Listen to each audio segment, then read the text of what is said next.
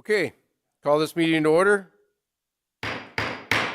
Please stand for the Pledge of Allegiance.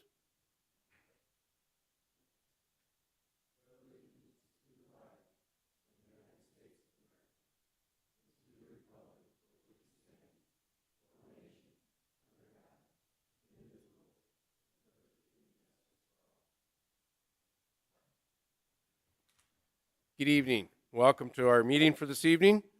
Will the clerk please take attendance?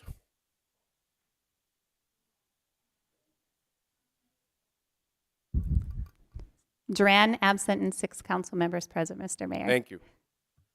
All right, item 3, the approval of the agenda. Entertain a motion to approve the agenda. So moved. Second. Been moved and seconded. Will city clerk please call the roll? Tilton Burn, Aye.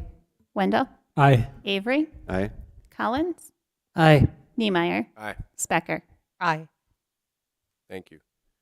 Open forum. Is there any member of the public who wishes to address the council on an item not listed on tonight's agenda? Seeing none, we'll move on. Consent agenda. Item 5 is the approval of the consent agenda. Are there any items that need to be removed from the consent agenda? Seeing none, entertain a motion to approve the consent agenda. So moved. Is there any Second. public, been moved and seconded, is there any public comment on this item? Seeing none, does the council have any questions or comments? Please call the roll. Wendell, Aye. Avery, Aye. Collins, Aye. Niemeyer. Aye. Specker, Aye. Tilton Burn. Aye. Consent agenda passes. We have no presentations or reports this evening, so we'll move on to ordinances and first readings. Item 7A, introduction and first reading on ordinance 22-019, an ordinance authorizing budget amendment number 6 to the 2022 budget. Ashley will present this for us. Good evening, Mayor.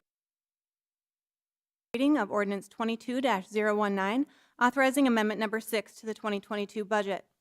This ordinance increases budget authority by $77,000 in our public art fund to pay for the remainder of the play ball sculpture at the Bob Sheldon Athletic Complex. The council approved this sculpture in 2020 with a total cost of $190,000, and so far we've been invoiced for $114,000. This is being funded by the existing public art fund reserves, and the expected date of completion for this project is June 15th. The second reading of this ordinance will be on June 14th, and with that, I'll stand by for any questions. Thank you. From council? Seeing none, move on to item 7B, introduction and first reading on ordinance 22-020, an ordinance to rezone the portion of Wilbert Square addition from a planned development district to a residence R3 apartment district. Mike Struck, our community development director, will review this program or this item. The ordinance before you this evening is a rezoning request to rezone property from the planned development district to an R3 apartment district. Kind of in the northwestern portion of the Wilbert Square addition. To the north is the research park. To the west is apartments, and then to the south is future commercial property in this area. This property was originally Zone B4. The applicant chose to rezone it to a planned development district. They were looking at a mixed-use project up in this area. Economic times have changed, market has changed, and they've decided that they feel the best interest up here is to build some more apartments. And this does come to you with a unanimous recommendation from the Planning Commission, staff, and the Development Review Team. Both support the rezoning request. I'd stand for any questions you may have. Thanks, Mike. Is there any public comment on this item? Seeing none, does the council have any questions or comments? Thank you, Mike. Item 7C, introduction and first reading on ordinance 22-021, an ordinance to rezone lots 1 to 5 in Block 12 of Folsom Addition from a residence R3 apartments, mobile homes, manufactured housing district to a business B3 heavy district. Mike Struck, Community Development Director, will review this item also.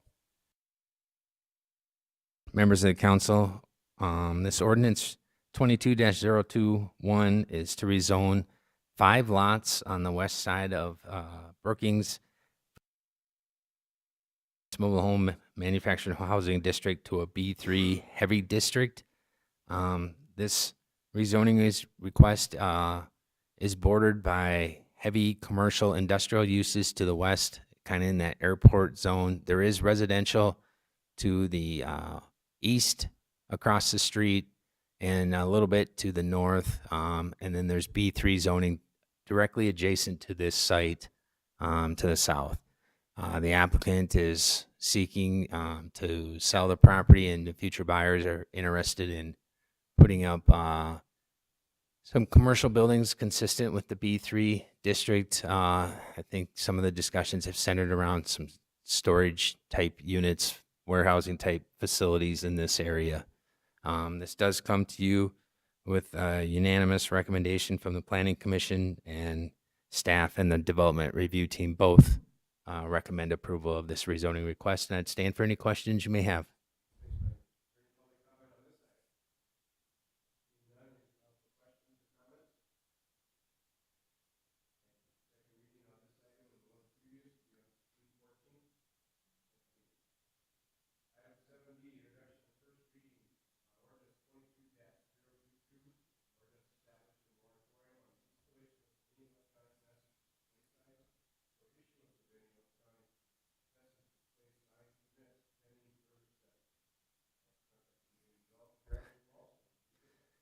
Thank you, Mayor and council members. Ordinance 22-02 that would place a moratorium on the issuance and installation of all electronic message display signs in the city of Brookings for a period of 1 year, or until regulations can be updated and passed by the city council.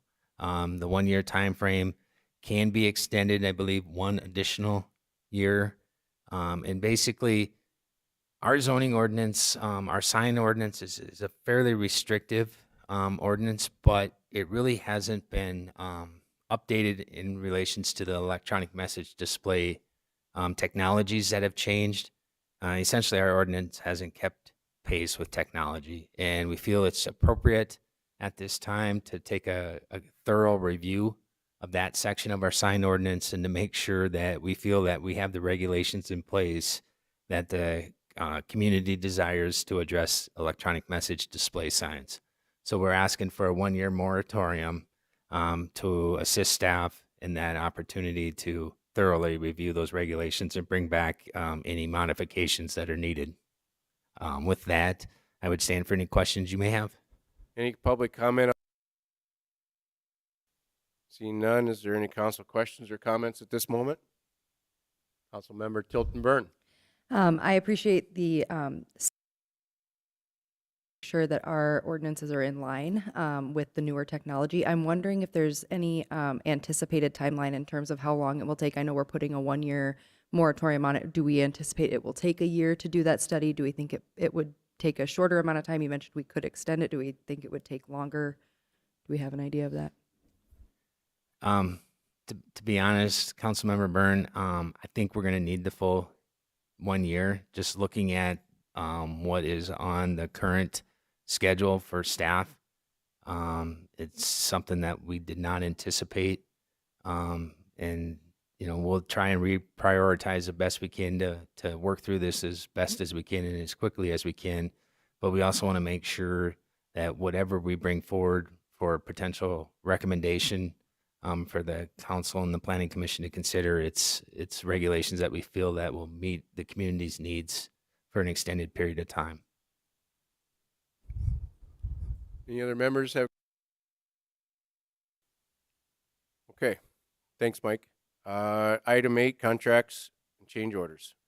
Item 8A, action on resolution 22-045, resolution to approve the purchase of a 2022 fire engine from Toyne Incorporated from Bretta, Iowa, through the Houston and Galveston Area Council contract, number FS 12-19A. Pete Bolzer, our fire chief, will review this item for us. And City Council.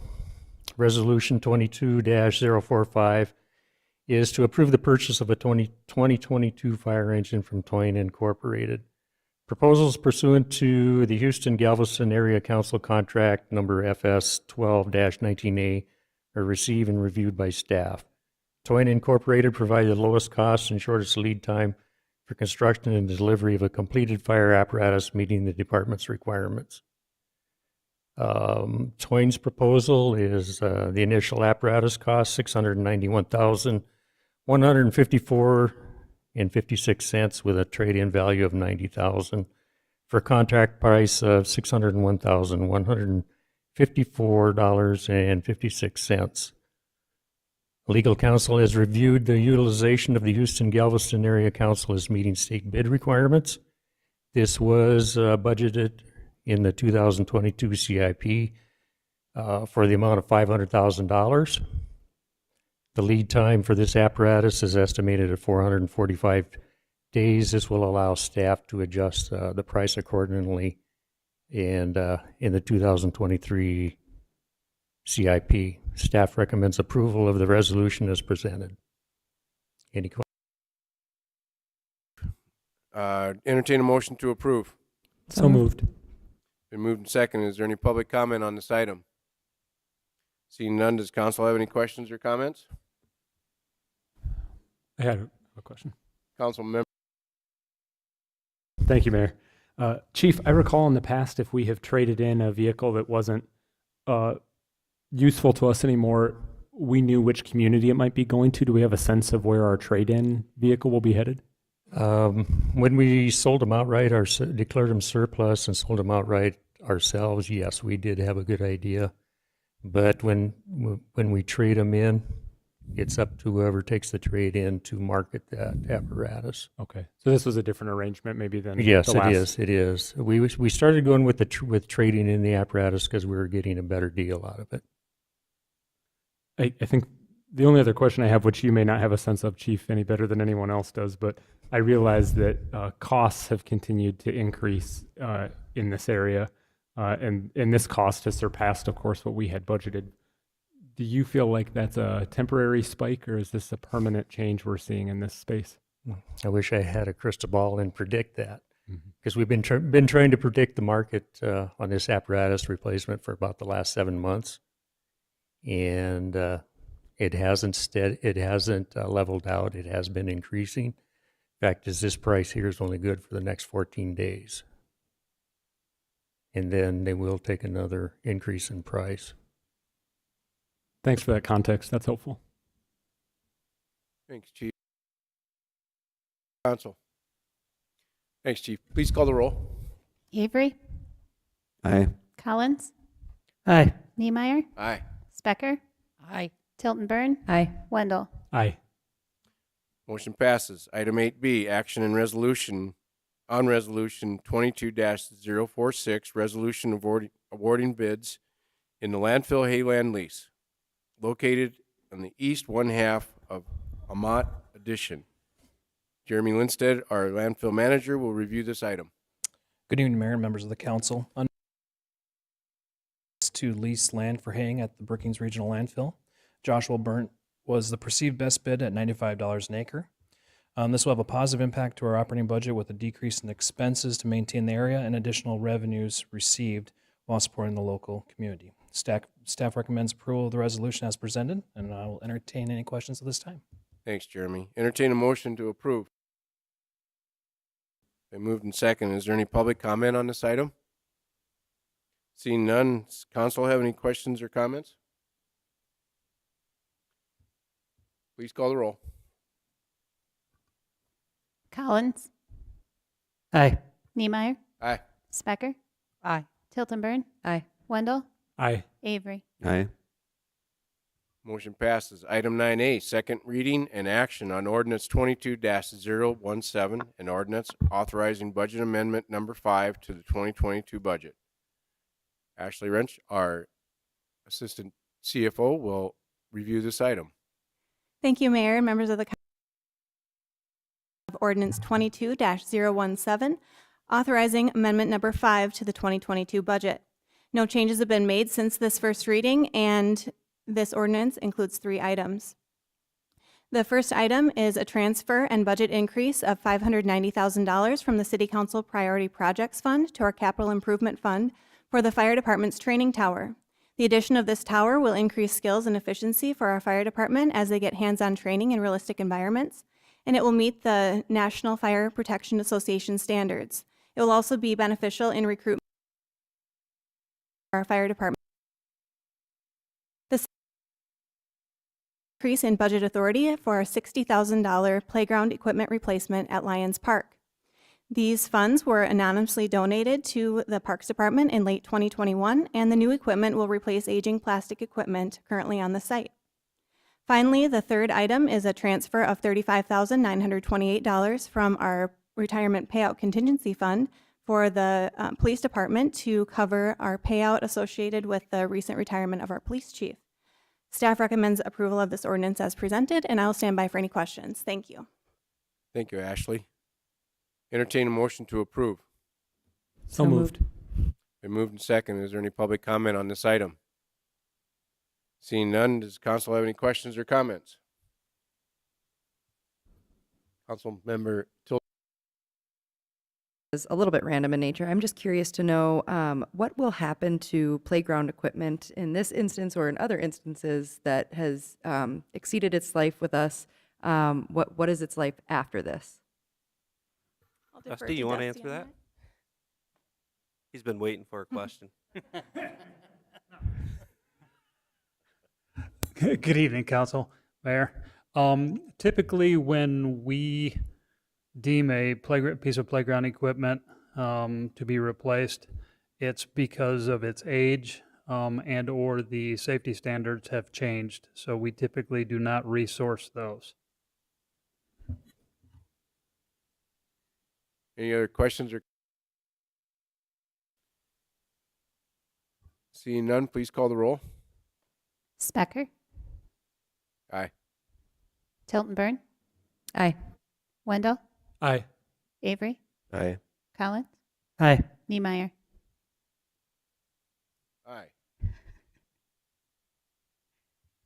He answered for Specker. I was gonna say, didn't you say my name first? No, I said Oh, Specker I'm first. sorry. Oh, I'm sorry. Aye for Specker. I thought I was next in line.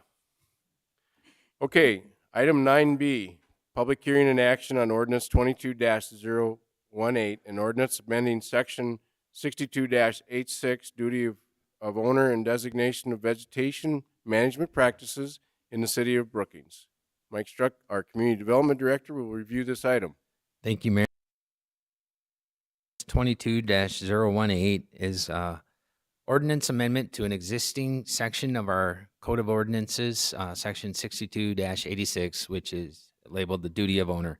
There's 2 parts to this proposed amendment tonight. The first one is our existing ordinance identifies a height for grass, weeds, and such as 15 inches tall, and staff is proposing that we reduce that to 8 inches. The second part of the amendment is allowing discretion of the Parks and Recreation Director to designate specific areas as no-mow areas due to special vegetation management practices. So those are the 2 key components of this particular ordinance.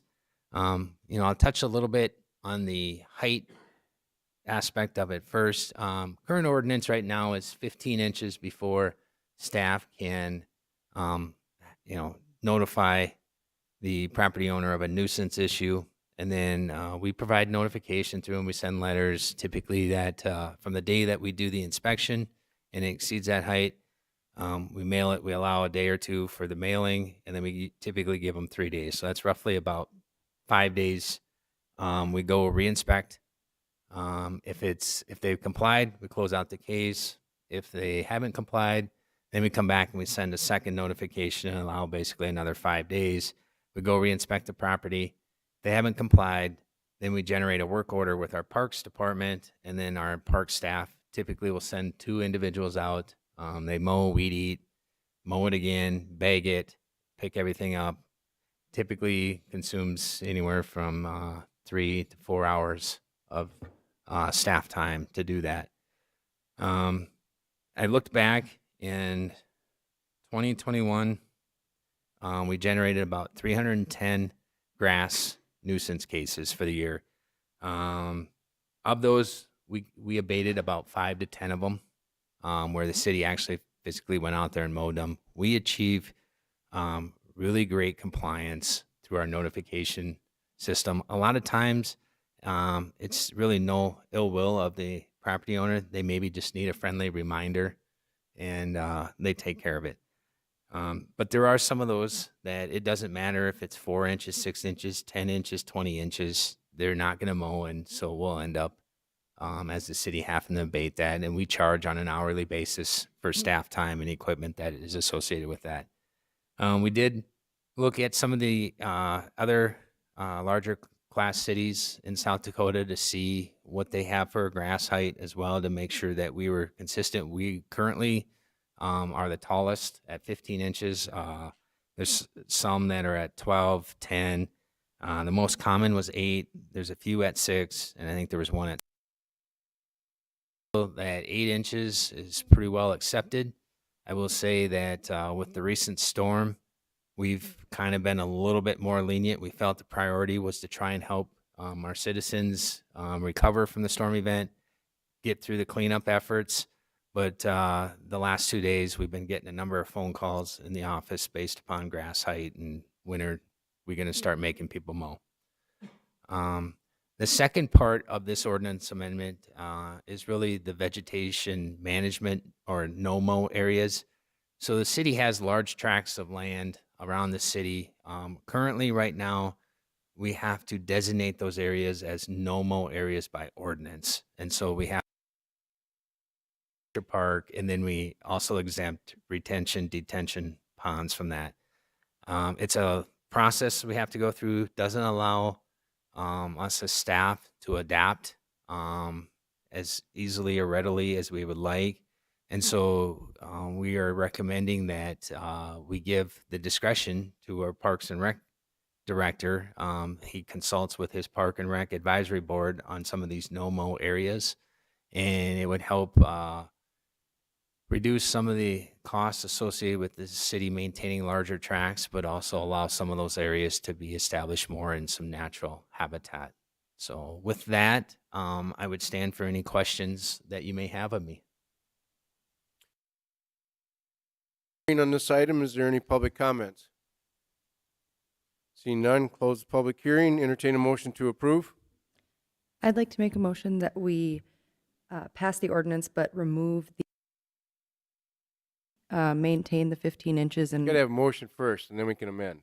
the motion is to pass with the amendment. Can't we make the motion with the amendment? All right. So Okay. I would motion that we pass with the amendment.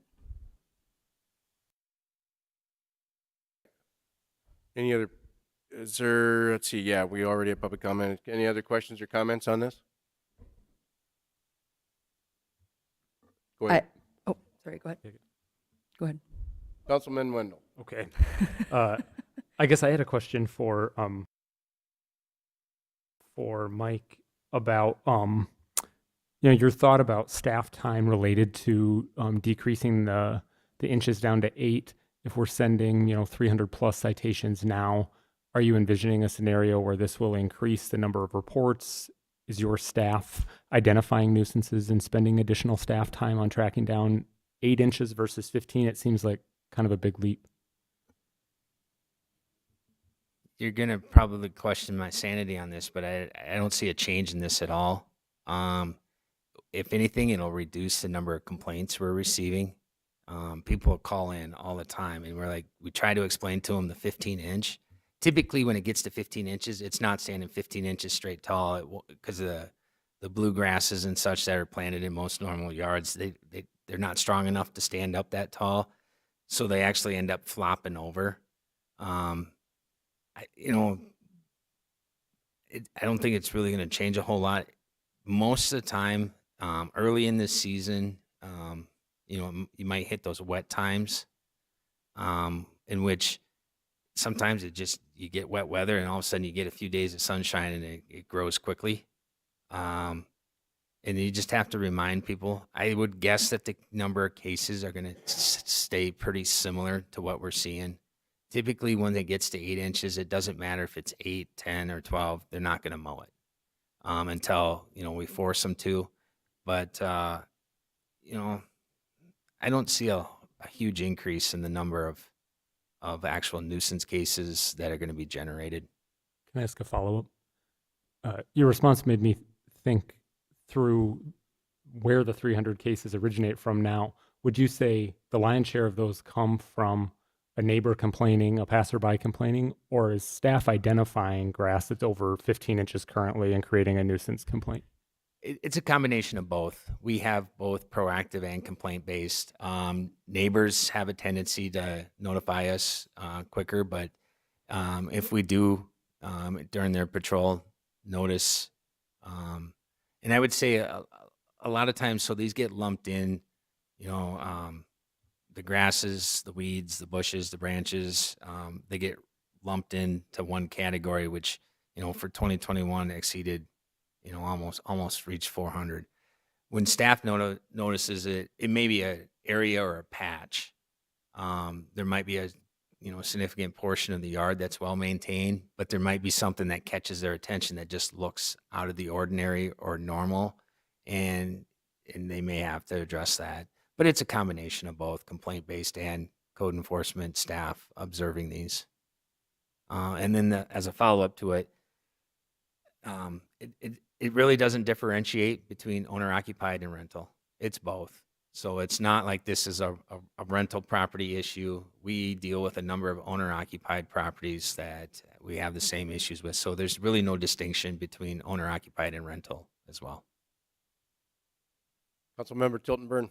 I just wanted to give a little bit of context into why I would prefer to see it stay at the 15 inches rather than move it to 8 inches. I appreciate the work that the staff did in the research, and I appreciate bringing this change forward, especially the part about no-mow areas being designated by the Parks Department. I think that's an appropriate change. Keeping the 15 inches, my reasoning in part is because of what you just mentioned, Mike, and that is I don't know that changing it to 8 inches is really going to change a lot in terms of the violations. I think if, like you've stated, if someone's going to let it go beyond 8 inches, they're going to let it go beyond 10 and 15 and so on. But what I do see 8 inches being a hindrance to is the possibility of individuals participating in things that we currently are seeing. Like, for example, this month, there's been a sustainability initiative happening kind of nationwide, and that is No Mow May to help pollinators and things of that nature. And I think that moving to an 8-inch height is a little counterintuitive to some of those things, and I'd rather us be a little proactive in the sustainability measures and continuing to allow some of that leniency for programs like that. Okay, any other comments or questions?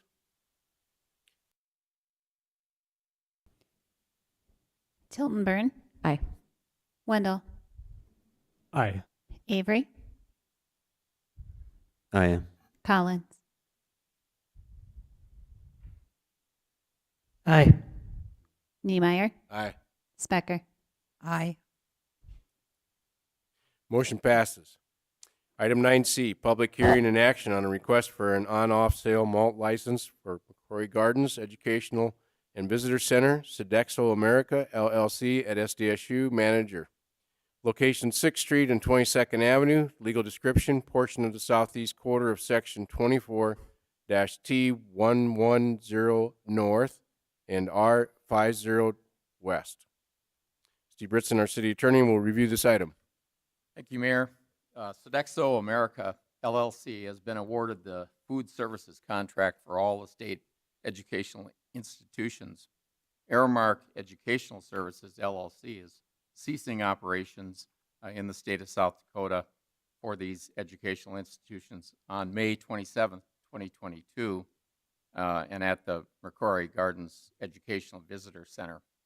So Sodexo has applied for a new on-sale malt and wine license for the 6th Street and 22nd Avenue location. All the required documents have been submitted for this application.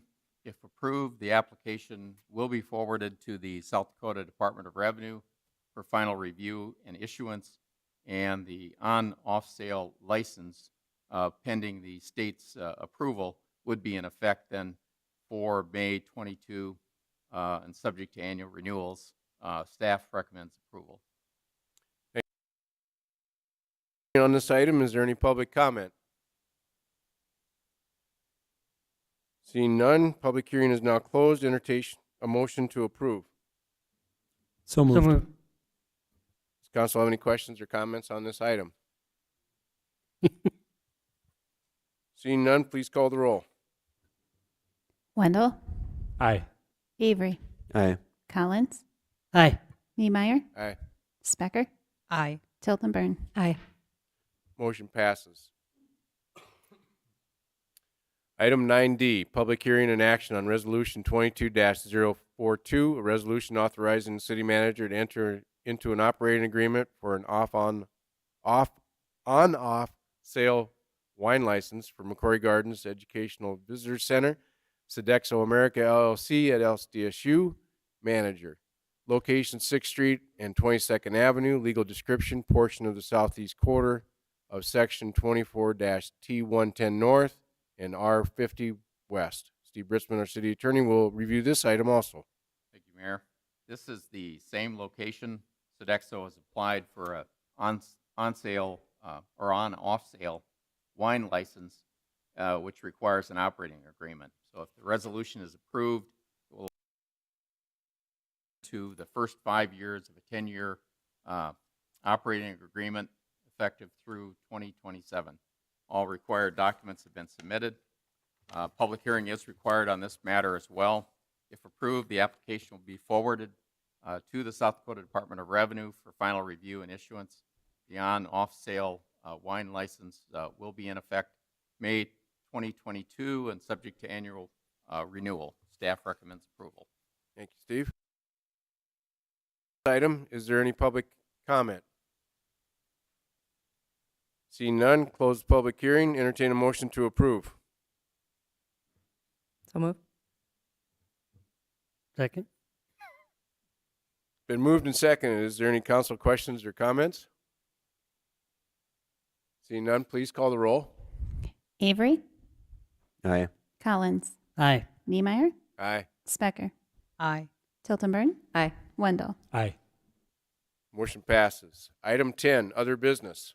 Action on Resolution 22-043, resolution awarding bids on the purchase, delivery, and erection of a multi-stack fire training facility for the Brookings Fire Department. Pete Bolzer, our fire chief, will review this item.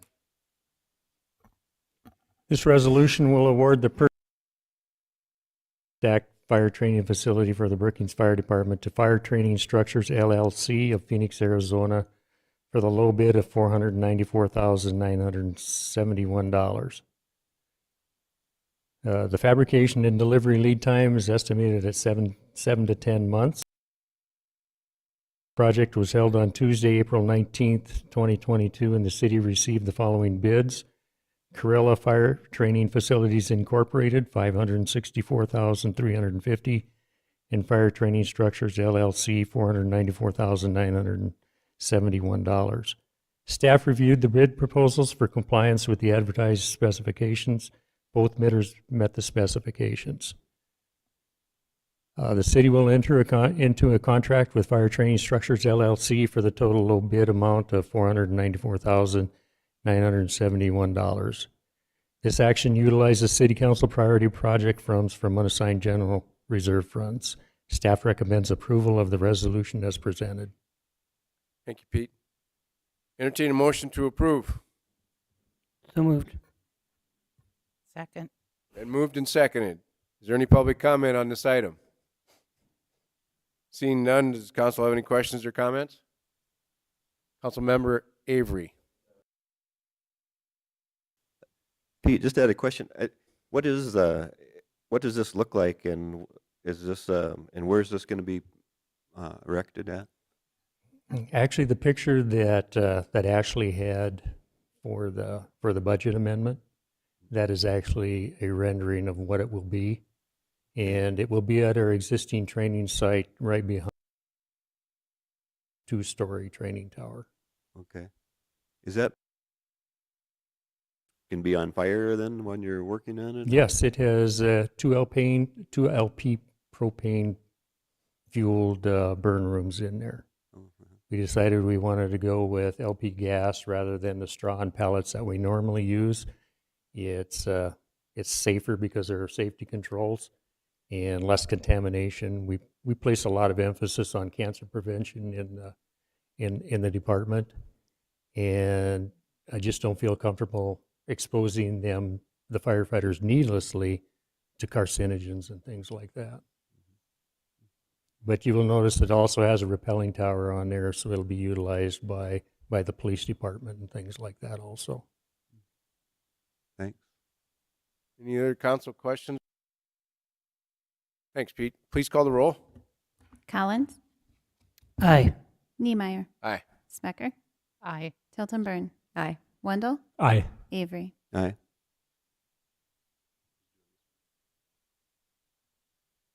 Okay, item 10B, action resolution on 22-047, a resolution authorizing waiver of permit fees related to storm damage in the city of Brookings.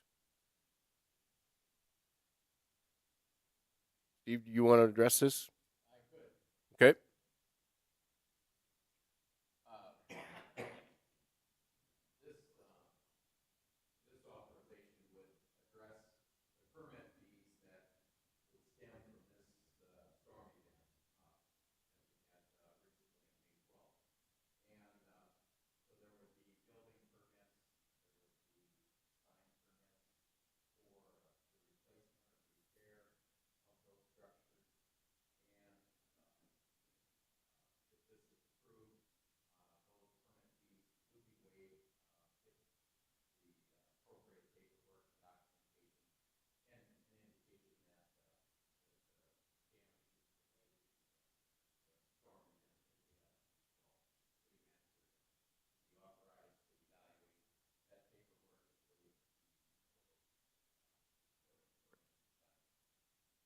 The one thing I would just add to that is that people would still be required to get a permit. We would just waive the fee for that permit. Minor repair to the roof, you do not require a permit, but those who would have to replace an entire roof would be required a permit. We'd ask them to come down, fill out the paperwork, but we would not charge them a fee for that work, or for that permit. And that would be for the next 180 days. Okay, thanks, gentlemen. So move. Second. Been moved and second. Is there any council comments or questions? Public comments either? Okay, please call the roll. Niemeyer, Aye. Smecker, Aye. Tilton Burn, Aye. Wendell, Aye. Avery, Aye. Collins. Aye. Motion passes. Item 10C, discussion and possible action to authorize funds for workforce housing projects. Steve Britzman, our city attorney, will review this item. I think this is Mike Strauss. So that's what happened.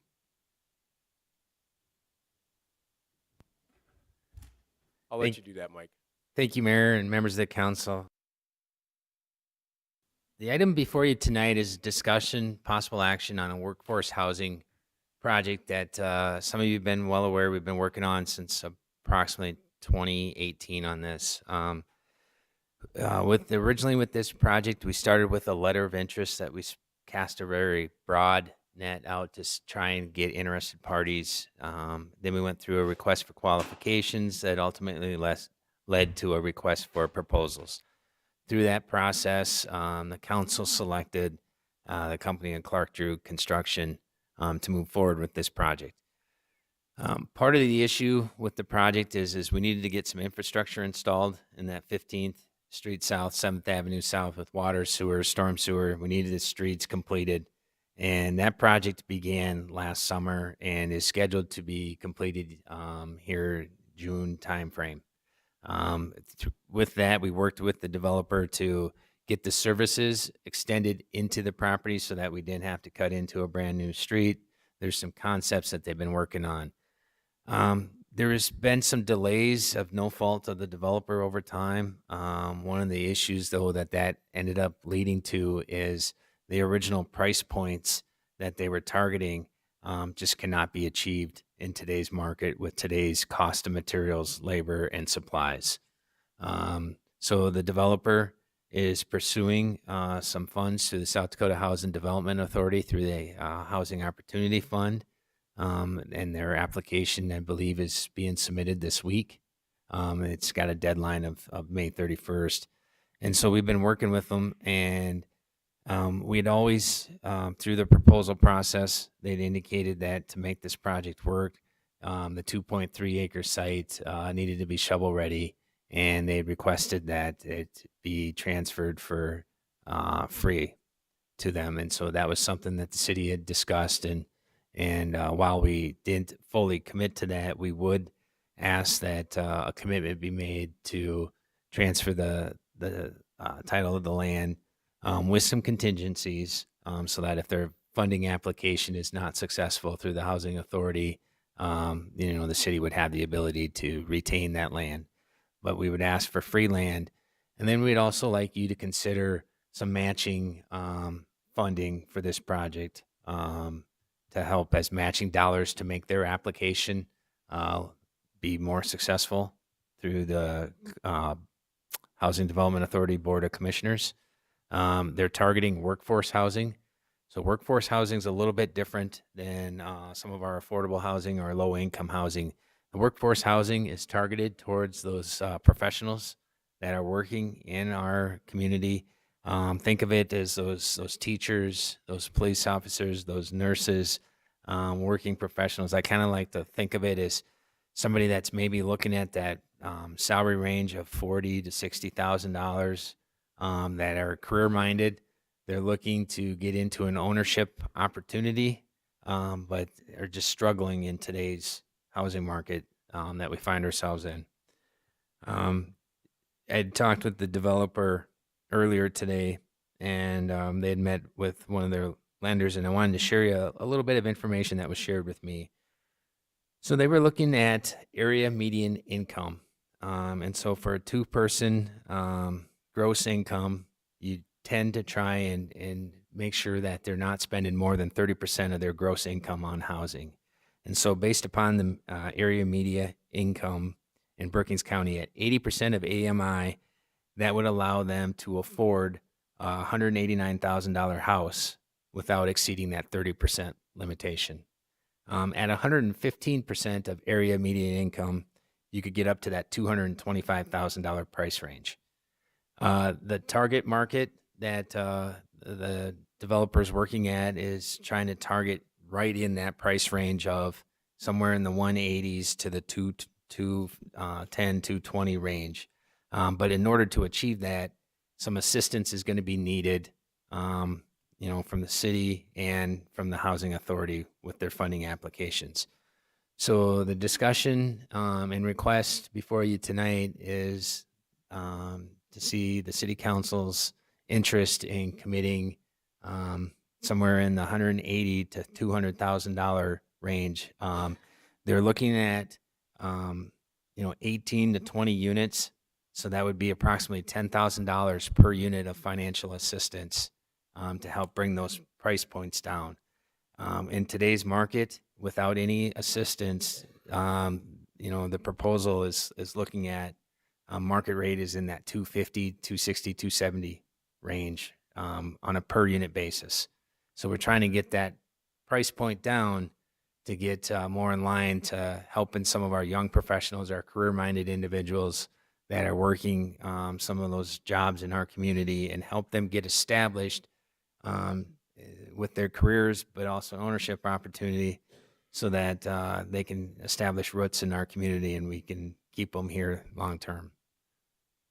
So with that, staff does support funding the workforce housing development, and I'd stand for any questions. I know the developer is in attendance this evening as well, and we're available for any questions you may have. Thank you, Mike. Entertain a Moved. Second. moved and seconded. Is there any public comment on this item? Seeing none, does council have any questions or comments? Councilmember Wendell. Thank you. If you're the best person to answer this question or if James is, but I was curious if you could talk about the expectation that would come from either our investment or the participation with the South Dakota Housing Opportunity Fund, that these properties remain in that 180 to 210 range, even if a future owner chooses to sell it in the next, 2 years after they buy it.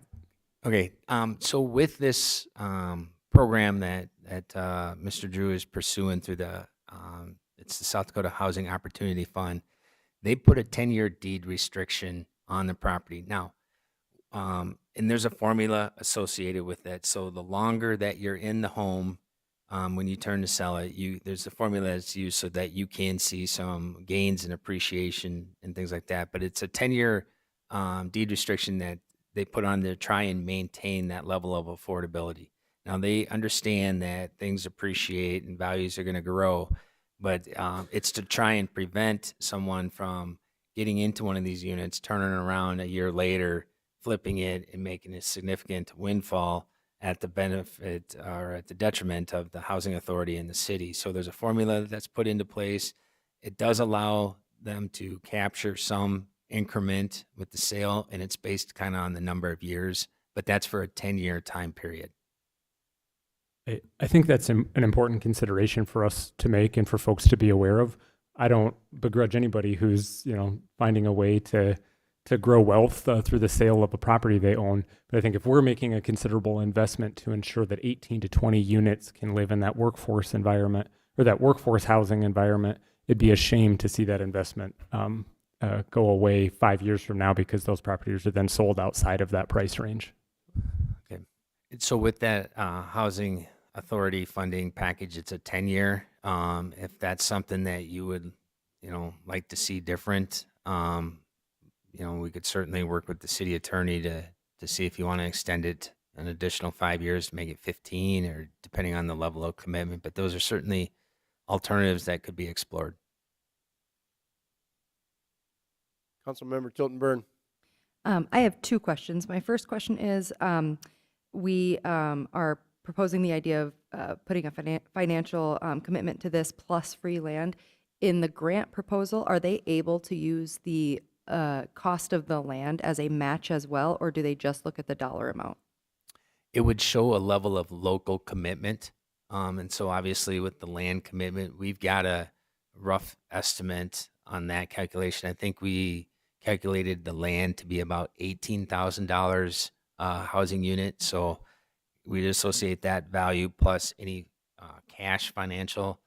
I think from the city's perspective, at least from the staff's perspective, we're encouraging the Housing Authority Board to look at this, try and fully fund the project so that we can work quickly instead of doing it in phases. And I think showing that local commitment and how much we're invested in this project would show a strong commitment and would help the applicant in the point ranking system. Great. The other question I have is in regards to the dollar amount. In the packet, it said that funds are available through multiple reserves, and I'm just wondering if we can talk a little bit about what those options are. Yeah, so right now, council doesn't have to decide where the funds would come from. It would only be if the applicant is successful, so we can decide later on where council would like to pull those funds. Right now, off the top of my head, you have at least 3 resources you could pull from: the City Council Financial Policy Projects, which is a lump sum of money that the council always has accessible to their fingertips for projects like this. You also have the Economic Development Reserve Funds, which this would be an economic development endeavor. But then you also have the ARPA funds, which I know you guys had a discussion last week, and there hasn't been a determination of how to divvy out those dollars. But throughout the survey, one of the highest ranking priorities was affordable and workforce housing. So you have up to 3 different pools of money to pull that from. Thank you. I'm really excited about this project, and I do think that having commitment from the city through the dollars and the donation of the land, I think really shows that we are committed to workforce housing issues. Any other questions or comments from council?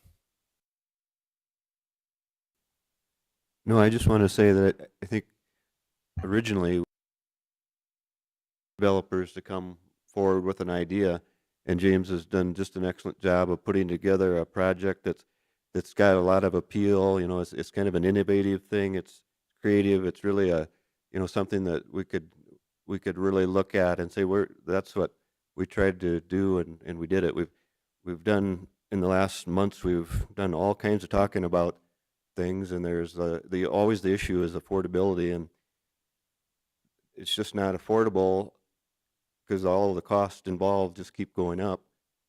So the only way to make that price point work for people is to have someone else other than the end consumer pay part of the bill. And that's what we have to do. And to get this off the ground, I think we need to put that money in, keep that price down, get this project off the ground, get it going, and just have an example of what somebody can do if they really can put the resources together, have the desire to come up with something that's not what we've always had, and to maybe go about it in a different way. So I really commend James and his people for all the work they've done.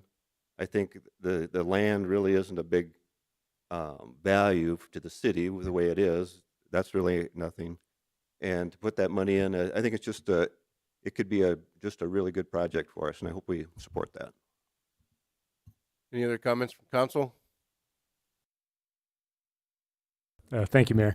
I was going to just folks that are following kind of the affordable and workforce housing conversation we've been having as a community over the last 5 or more years. You might be thinking 18 to 20 units isn't really going to move the needle a lot. But I do think, to Councilman Avery's point, this creates a template that I think other public-private partnerships could be built on. It has the potential to strengthen our relationship with the South Dakota Housing Opportunity Program, which I think could be great for our community.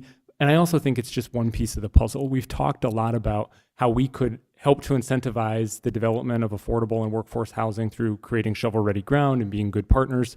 I think this kind of gets that ball rolling. We're going to continue to think about how we invest in the core of the community, existing neighborhoods, and that infill type of development where infrastructure already exists. So if you're at home tracking this thinking, or you read about it tomorrow in the paper, think, well, 18 to 20 units isn't going to turn the tide. I think this is a really phenomenal model that will just continue this work, and it's just one piece of the puzzle that we're all, I think, spending a lot of time and energy on right now. So thank you for that. And I also appreciate how this has all evolved. There's been a lot of people that have been involved in this whole thing all the way back from when Patty did the Affordable and Workforce Housing Task Force and created this whole idea. And so it's finally coming to fruition. We're going to try and keep it going with this product here, or adding to the cost reduction. And I guess for no more comments than that, please call the roll. Specker? Aye. Tilton Burn? Aye. Wendell? Aye. Avery? Aye. Collins? Aye. Niemeyer? Aye. Motion passes. Now, item 11, City Progress Report. And tonight we're going to have Chelsea Bakken, our Public Information Officer, present this item.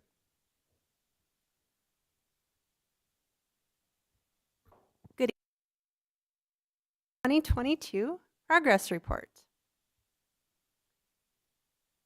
We will start with a storm damage up to 50% of the citywide cleanup has been completed. Actually, at the end of today, it was at exactly 50.77%. And residents can view the cleanup tracker online at cityofbrookingsSD.gov/cleanup tracker.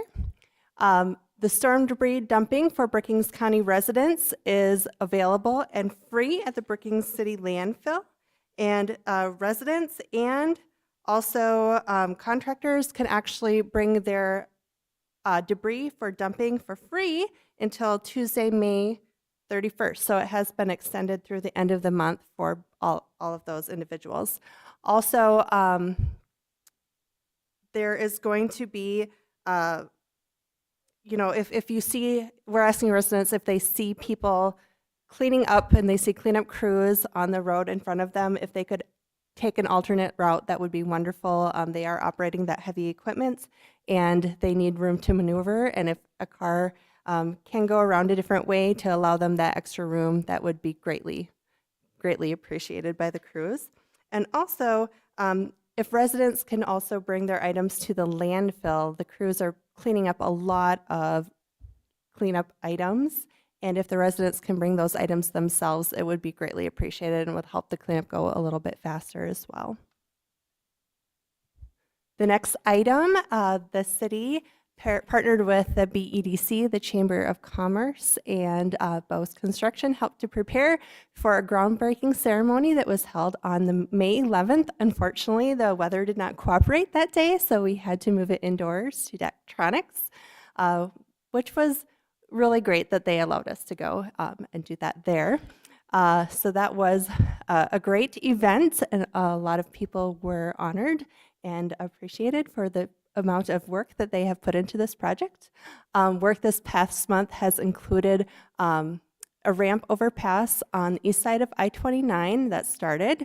The piles for the center pier have been installed. Water main installation is continuing, and boring under I-29 has been completed. The next steps are ramps and culverts on the west side, and the substantial completion date of the bridge itself is anticipated for July 2023. The next project is the 15th Street and 7th Avenue project.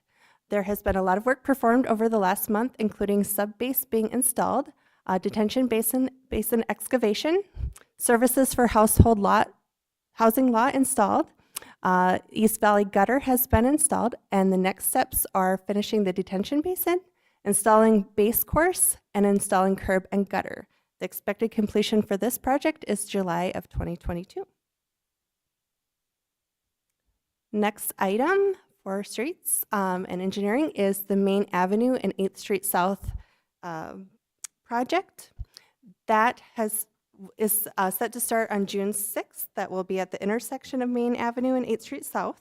The completion is anticipated for August of 2022. The project will include replacement of asphalt with concrete, installation of water main, a new video detection system, pedestrian push-button pedestals, new sidewalk, and new ramps. A map of the detour for the project can be found on the city's website. And the project will be performed in 2 phases. For both phases, the intersection will be closed to through traffic, and it will be completely open before school starts. That the detour route will be marked with plenty of signage for people to be able to find their way around and get to the right spot. This month, we celebrated National Police Week, May 15th through 21st. And National Police Week is a time to remember and recognize individuals who serve and who have lost their lives in the line of duty for the safety and protection of others. In the city of Brookings, those divisions include patrol, criminal investigation, community service and animal control, and E91 dispatch center. Also, this month, we celebrated National Public Works Week, May 15th through 21st. That just happened to be right around the time of the storm, so it worked out kind of perfectly. Our city Public Works Department division includes streets, engineering, and solid waste department or divisions, and they include services of stormwater management, street maintenance, snow removal, garbage recycling and yard waste collection, landfill operations, and airport. The staff had an appreciation luncheon on Tuesday, May 17th, and this year's theme was Ready and Resilient. This means that public works professionals are always ready to serve their communities and resilient as ever in their abilities to pick themselves up off the ground after encountering challenges. The Ready and Resilient theme highlights the ability of those professionals to perform regular public works duty and be ready at a moment's notice to react at first responders during natural disasters and overcome trials seen in the field. And I think that this year's theme was chosen before what happened this year, but it really does represent our Public Works Department, all of the wonderful things that they have been doing over the last couple of weeks. The next item, we have information from spring cleanup. So we have final numbers on that. This year in 2022, there was 475 tons of material, 293 city loads, 563 public loads, 49 roll-off loads, and the total cost of the city was $161,292. What we take away from that, the tonnage and loads was down substantially this year, and they will continue to monitor those numbers to monitor future years' trends. The cost of the city was landfill revenue loss at that time, roll-off service, and labor, which included landfill collections, people from the streets department, and parks, recreation, and forestry departments. In parks and recreation, they distributed 400 plus concolor fir trees to local schools for Arbor Day. The Key Cheever Arbor Day Run Walk was held at Dakota Nature Park, and 83 trees were planted up to date as far as the results of the Urban Forest Initiative, and something that we really need right now considering all of the loss to some of our developed trees in the community. Also, Hillcrest Aquatic Center is scheduled to open May 28th, depending on weather. And also, when it comes to those trees, there are still funds available for the Urban Forest Initiative, and those will continue to be open until funds run out. And with that, property owners can receive reimbursement for up to 2 trees on their property. Next item coming up is Brookings Community Games. This year they will be Park and Rec will be hosting the 2nd annual Community Games. Last year was a great time. It showcases recreational facilities and opportunities. Some of the items that will be, some of the events that will be happening this year include pickleball, a 5K run and walk, an adventure relay, a face painting contest, sand volleyball, tug of war, disc golf, yoga, and more. There are several events, and all of those events are viewable on the city's website. Registration closes May 31st. It's a great event to take part in to promote healthy lifestyle through friendly competition and fun. And people, like I said, can find that information and register on the City of Brookings website, citybrookingssd.gov/community games. That will be taking place the 24th through the 26th of June. And the registration deadline actually is coming up at the end of this month. It has been extended until the 31st. So the graphic on there is has been extended, but you have until the end of the month to get registered for that. So I challenge all of you to maybe have a team, which would be awesome to see.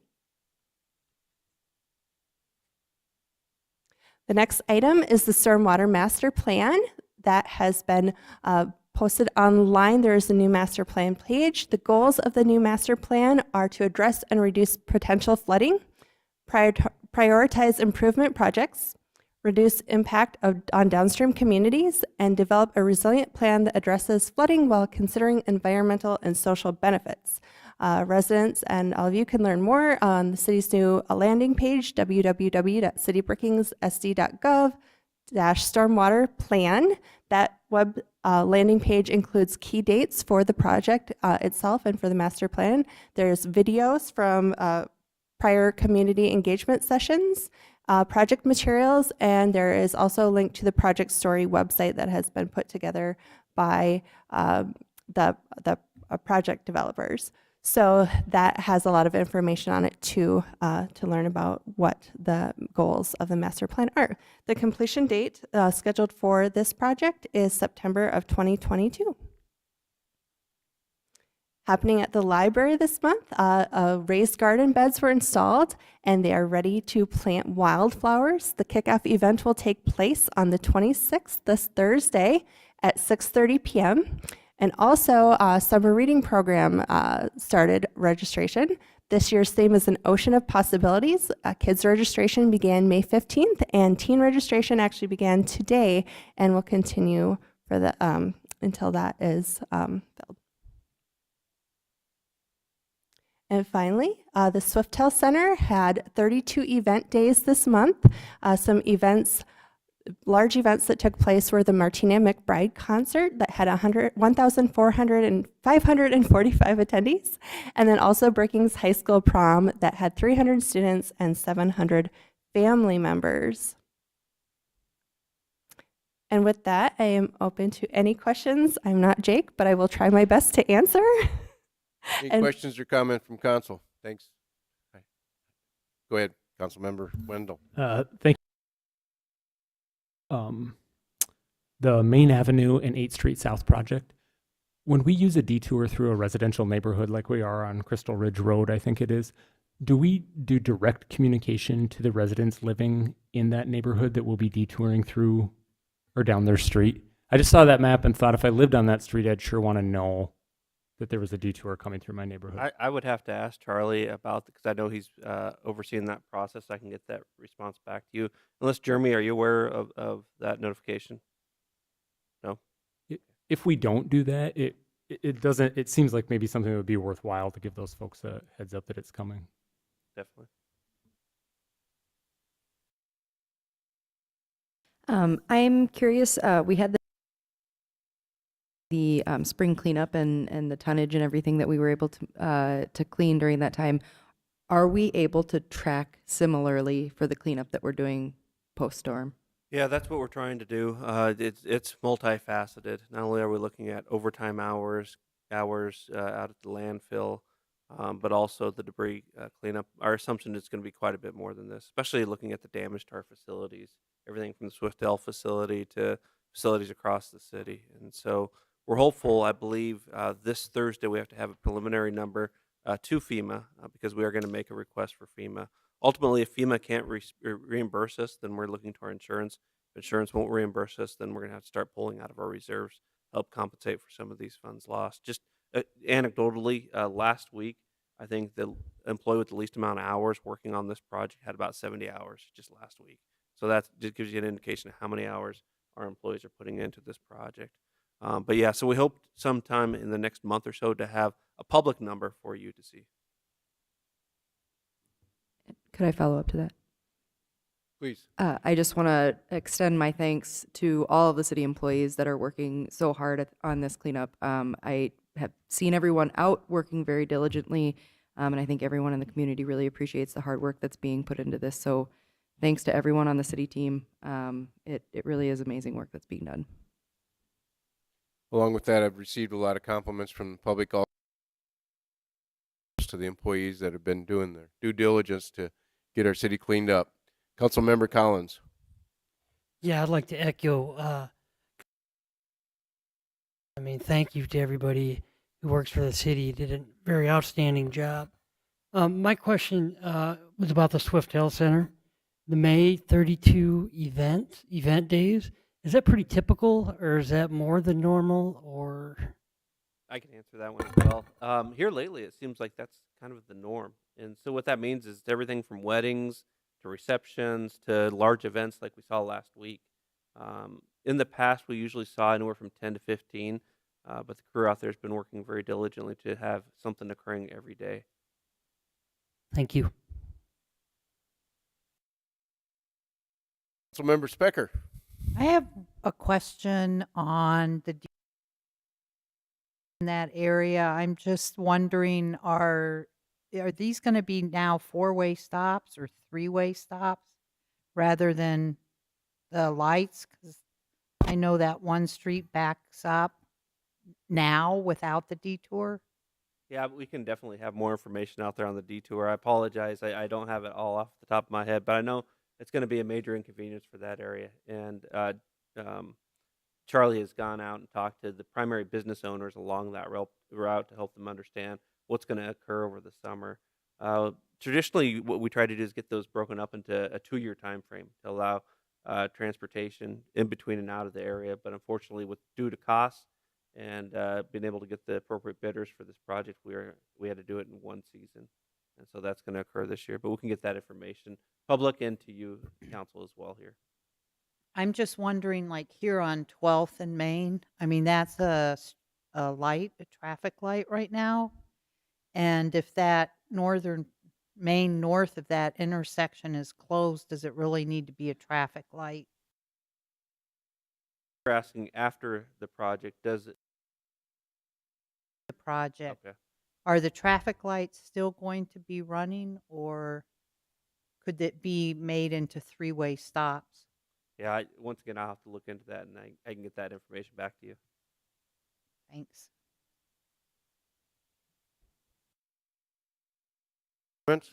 Councilmember Avery. I just had a comment, and it's not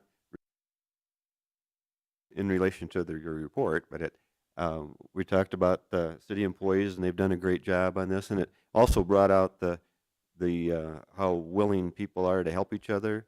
Neighbors, if they had a tree down, they went over and helped them out, and helped them haul things away, and so I think it's adversity really brings out good in people at times, and I was able to work with a group on Saturday where there was about 60 people, and a lot of from churches and different things that went and tried to clean up the area north of the landfill.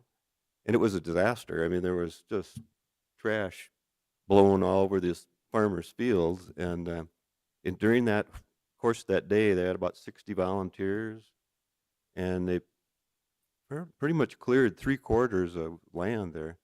So they had these little kids on 4-wheelers, and picking up the bags, and everybody would get them filled, and you're ripping sacks out of the barbed wire and everything. But it was, you felt good about it at the end of the day that you'd accomplished something. But it was really good to see, and that one field, we got done with this field, and they were trying to decide if they should go to the next one or not. Well, that might be planted, maybe we shouldn't. By that time, about 20 people were out there picking up stuff. So it was, it was. I'm sure there's more stuff to be picked up, but it was a really good thing to see and be a part of, I guess. So. I'd like to do a little promotion for the games that we got coming up. I was involved in it last year, and I had a good time. I got to be part of the city employee team, and not only did I get harassed for being the old guy in the bunch, but I also did do a play that probably should have made the ESPN top 10 that night, but it didn't. And anyway, I highly recommend groups in the community to get involved in this. The city games are a lot of fun. So with that being said, June 14 meeting, we have 5 o'clock presentation on the housing study. It'll be a joint presentation with our county commission. In the regular meeting, we have we won't have any presentations or reports as of now. We have no first readings as of now, and then some of the first readings we had tonight we will have brought before us. And then the bid award for Swiftel Center NLFX audio. It must be an upgrade on in the Swiftel. And then otherwise, besides that, is there anything that City Council wants to bring up for future agenda?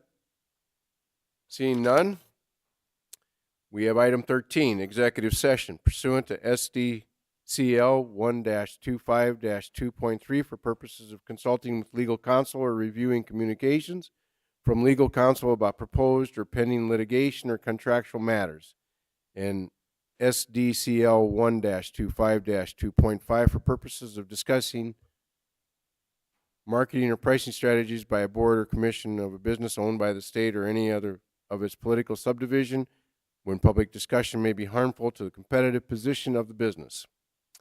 I entertain a motion to enter into executive session. So moved. Second. All those in favor respond saying aye. Aye. Aye. Opposed, same sign.